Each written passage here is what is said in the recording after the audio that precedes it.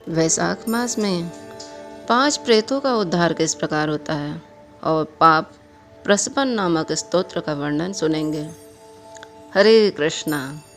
तो आप सभी भक्तों को मेरा दंडवत प्रणाम। आज हम वैशाख मास की पार्ट 3 की महिमा के बारे में श्रवण करेंगे और जिन्होंने अब तक सब्सक्राइब नहीं किया है और शेयर नहीं किया है वो कर लीजिए, क्योंकि इसका लाभ सभी को मिलना चाहिए। तो आइए श्रवण करते हैं। अम्बरीश महाराज कह रहे हैं, मुनि, जिसके चिंतन मात्र से पाप राशि का लय हो जाता है, उस पाप प्रशमन नामक स्तोत्र को मैं भी सुनना चाहता हूँ। आज मैं धन्य हूँ, अनुग्रहित हूँ।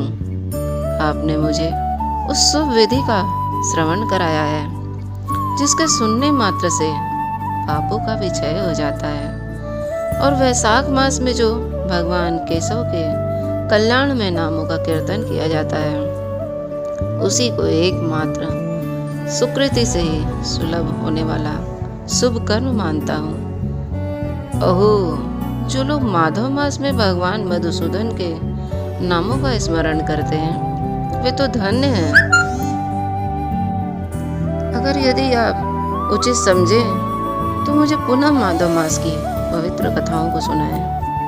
तब सूत गोस्वामी कहते हैं, राजाओं में श्रेष्ठ हरि भक्त अम्बरीश का वचन सुनकर नारद मुनि को बड़ी प्रसन्नता हुई। यद्यपि वे वैशाख स्नान के लिए जाने को उत्कंठित थे, फिर भी सत्संग में आनंद को आने के लिए उनका कारण था और उसी कारण से वे रुक गए। अब नारद मुनि बता रहे हैं, आप सभी भक्तजन जो सुन रहे हैं बड़ी ध्यान पूर्वक सुनिएगा, क्योंकि बहुत सुंदर कथा है और हम सबके कल्याण में इसमें छुपा हुआ है। तब यहाँ नारद जी कहते हैं, महिपाल, मुझे ऐसा जान पड़ता है यदि दो व्यक्तियों में परस्पर भगवत कथा संबंधी सरस वार्तालाप छिड़ जाए तो वह अत्यंत विशुद्ध अंतःकरण को शुद्ध करने वाला होता है।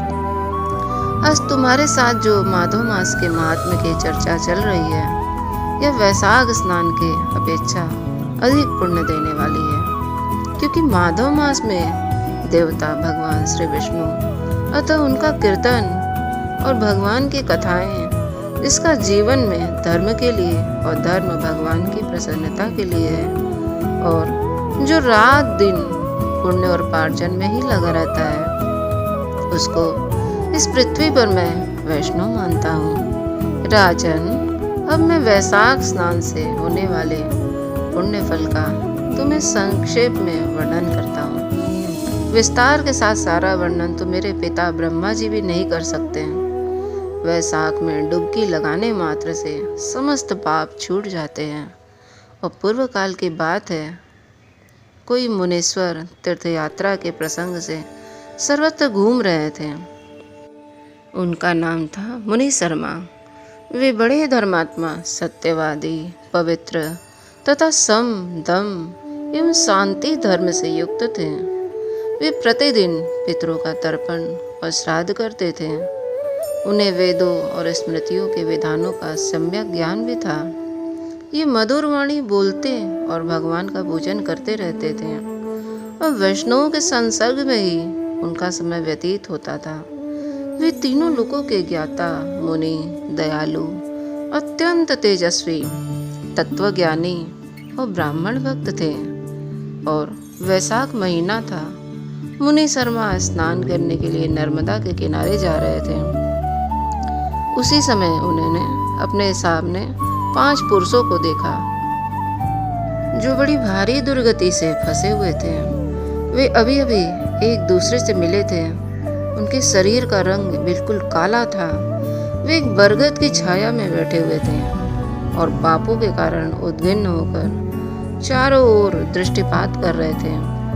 उन्हें देखकर द्विजवर मुनि शर्मा बड़े विस्मित हो गए और सोचने लगे, इस भयानक वन में ये मनुष्य कहाँ से आ गए? इनकी चेष्टा बड़ी दयनीय है, किंतु इनका आकार बड़ा ही भयंकर दिखाई देता है।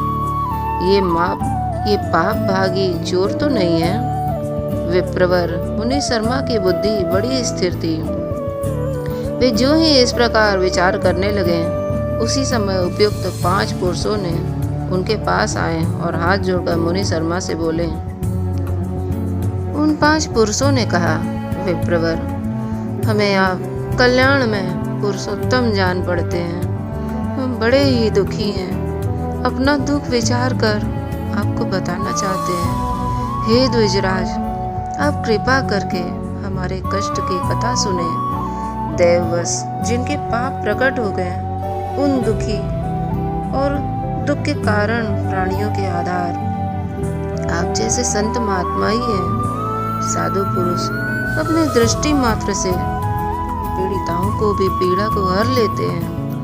अब उनमें एक ने सबका परिचय देना आरंभ किया। उसने बताया, मैं पांचाल देश का क्षत्रिय हूँ। मेरा नाम नरवाहन है। मैंने मार्ग में मोहवश बाण द्वारा ही ब्राह्मण की हत्या कर डाली। अब मुझसे ब्रह्म हत्या का पाप हो गया। इसलिए शिखा, सूत्र और तिलक से रहित होकर इस पृथ्वी पर घूम रहा हूँ और सबसे कहता फिरता हूँ कि मैं ब्रह्म हत्यारा हूँ। मुझ महापापी ब्रह्मघाती को आप कृपा की भिक्षा दें। इस दशा में पड़े पड़े मुझे 1 वर्ष बीत गए हैं। मैं पाप से जल रहा हूँ। मेरा चित्त शोक से व्याकुल है तथा ये जो सामने दिखाई देते हैं ना, इनका नाम चंद्र शर्मा है। ये जाति के ब्राह्मण हैं। इन्होंने मुंह से मिलना मलिन होकर गुरु का वध कर दिया। इन्होंने भी गुरु का वध कर दिया है और ये मलिन है। इनका शरीर मलिन हो चुका है। मगध देश से निवासी हैं। इनके स्वजनों ने इनका परित्याग कर दिया है। यही घूमते घुमाते दैववश यहाँ आ पहुँचे हैं और इनके भी न शिखा है न सूत्र है। ब्राह्मण का कोई चिन्ह भी इनके शरीर पर नहीं है। इनके सिवा जो ये तीसरा व्यक्ति है, इनका नाम देव शर्मा है। हे स्वामिन, ये भी बड़े कष्ट में है। ये जाति के ब्राह्मण हैं, किंतु मोहवश वैश्या की आसक्ति में फंसकर शराबी हो गए। इन्होंने भी पूछने पर अपना सारा हाल सच सच कह सुनाया है। अपने प्रथम पापाचार को याद करके इनके हृदय में बड़ा संताप होता है। ये सदा मना संताप से पीड़ित रहते हैं। इनको इनकी स्त्री ने, बंधु बांधवों ने तथा गांव के सभी लोगों ने वहां से निकाल दिया है।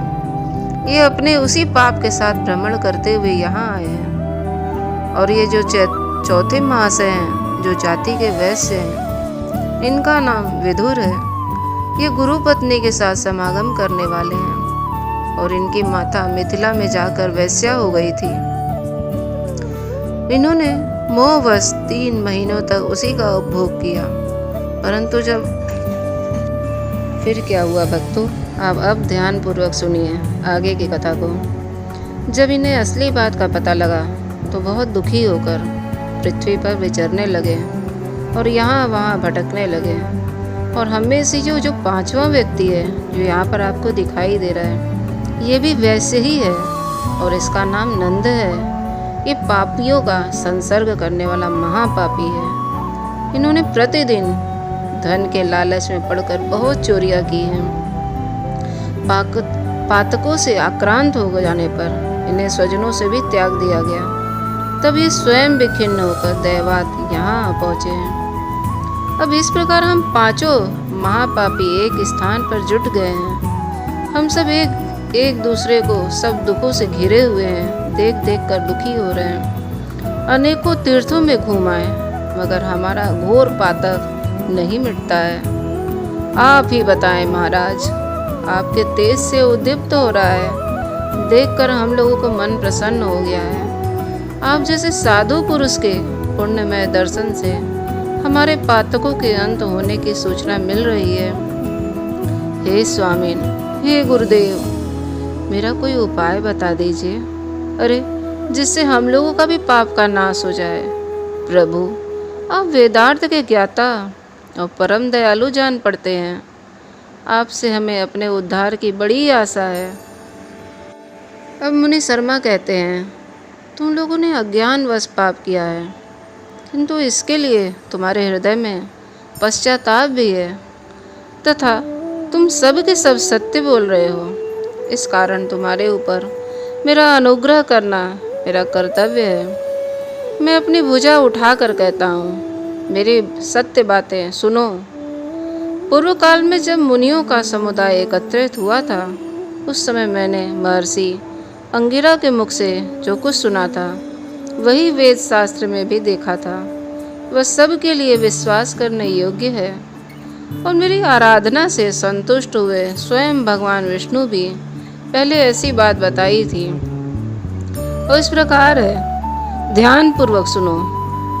भोजन से बढ़कर दूसरा कोई तृप्ति का साधन नहीं है।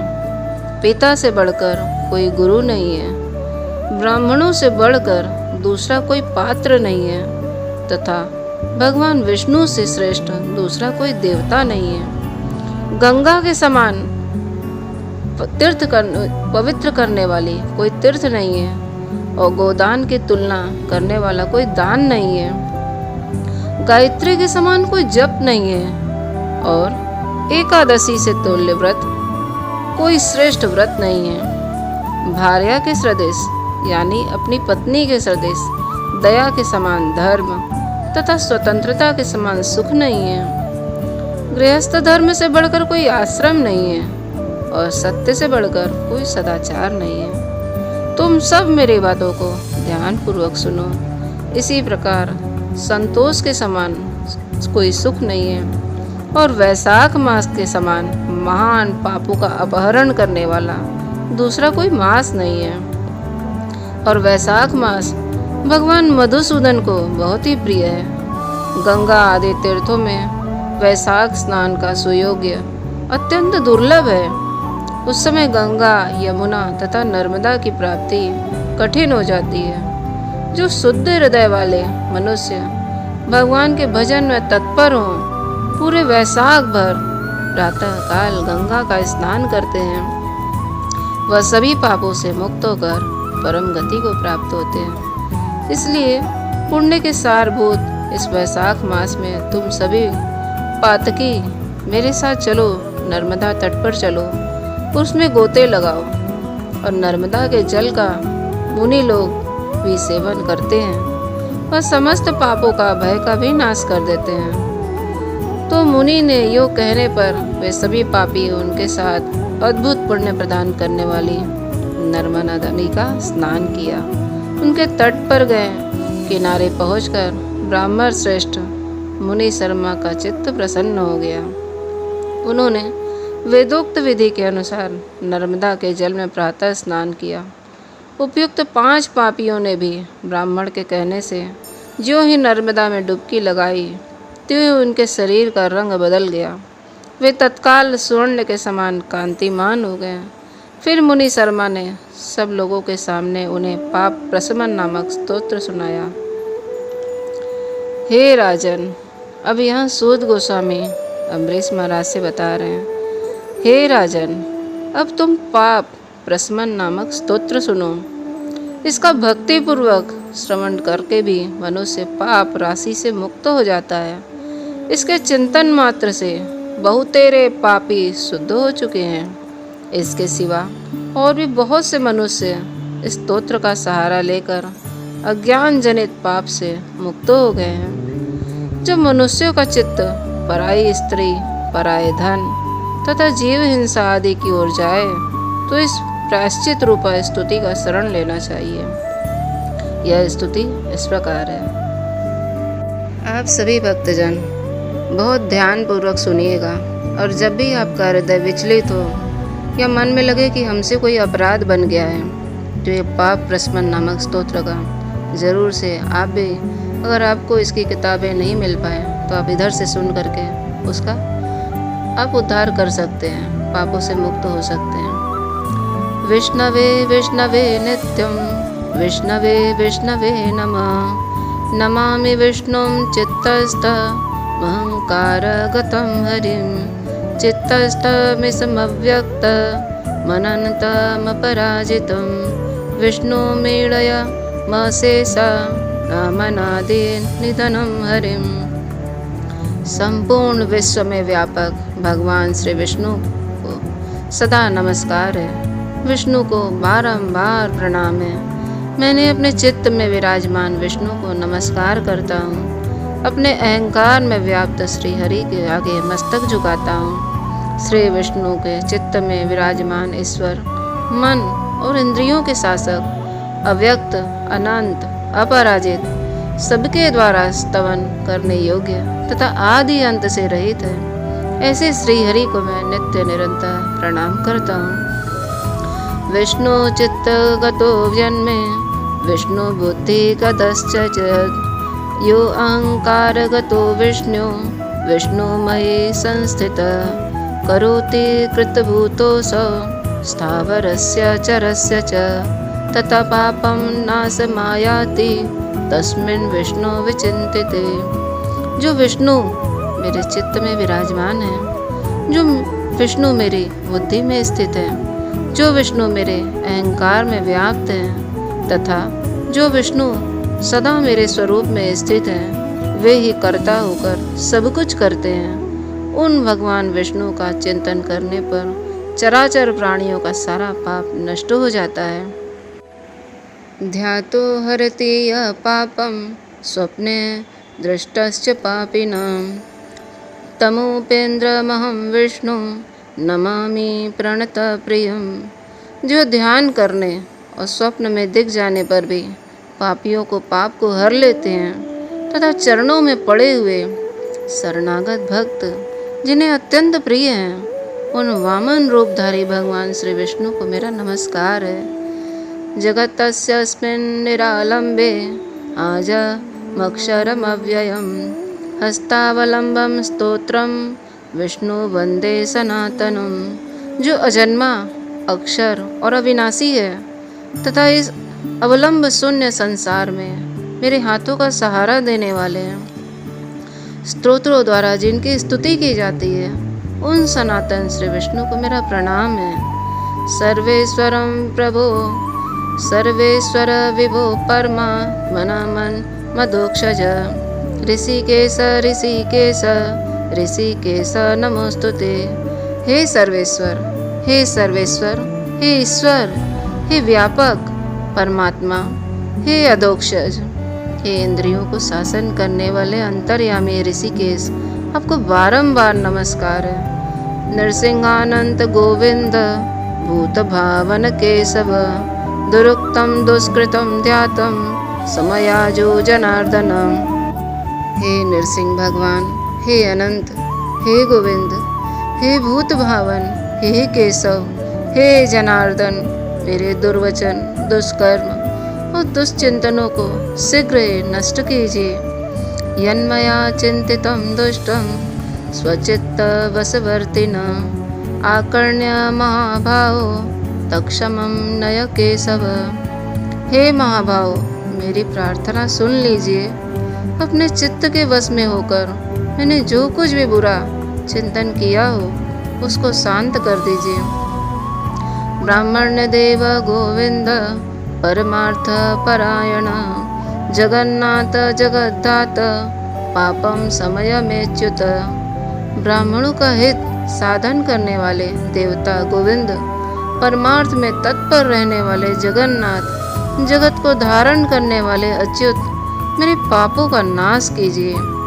यच्चापरा परायण सय्यान मध्याह्ने च तथा निशि कायेन मनसा वाचा कृतं पापमजानत जानता च ऋषिकेश पुंडरीकाक्ष माधव नामत्रयोच्चारणत सर्वं ज्ञातुमक्षयम्। मैंने पूर्वाह्न में, संध्याहन में, मध्याह्न में तथा रात्रि के समय शरीर, मन, वाणी के द्वारा जानकर या अनजाने में जो कुछ भी पाप किया हो वह सब हे ऋषिकेश, हे पुंडरीकाक्ष, हे माधव, इन 3 नामों के उच्चारण से नष्ट हो जाए। शरीरम में ऋषिकेश पुंडरीकाक्ष मानसम पापम प्रशममायुतं वाकृतं मम माधवम। ऋषिकेश, आपके नामोच्चारण से मेरा शारीरिक पाप नष्ट हो जाए। हे पुंडरीकाक्ष, आपके स्मरण मात्र से मेरा मानस पाप शांत हो जाए, तथा हे माधव, आपके नाम के कीर्तन से मेरी वाचिका पाप का नाश हो जाए।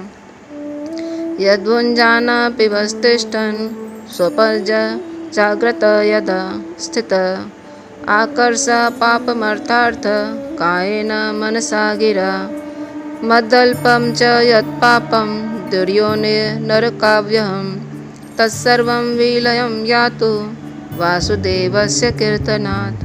मैंने खाते पीते, खड़े होते, सोते, जागते तथा ठहरते समय मन, वाणी और शरीर से स्वार्थ या धन के लिए भी कुत्सित योनियों और नरक को प्राप्ति करने वाला महान क्या थोड़ा भी पाप किया हो, वह सब भगवान वासुदेव का नामोच्चारण करने से नष्ट हो जाए। परम ब्रह्म परम धामम पवित्रम परमं च यत् अस्मिन् संकीर्तितो विष्णु यत् पापम तत् प्रणश्यतु। जिसने पर ब्रह्म, परम धाम, परम पवित्र कहते हैं, वह तत्व भगवान विष्णु ही है। इन श्री भगवान विष्णु का कीर्तन करने से मेरे जो भी पाप हों वे नष्ट हो जाएं।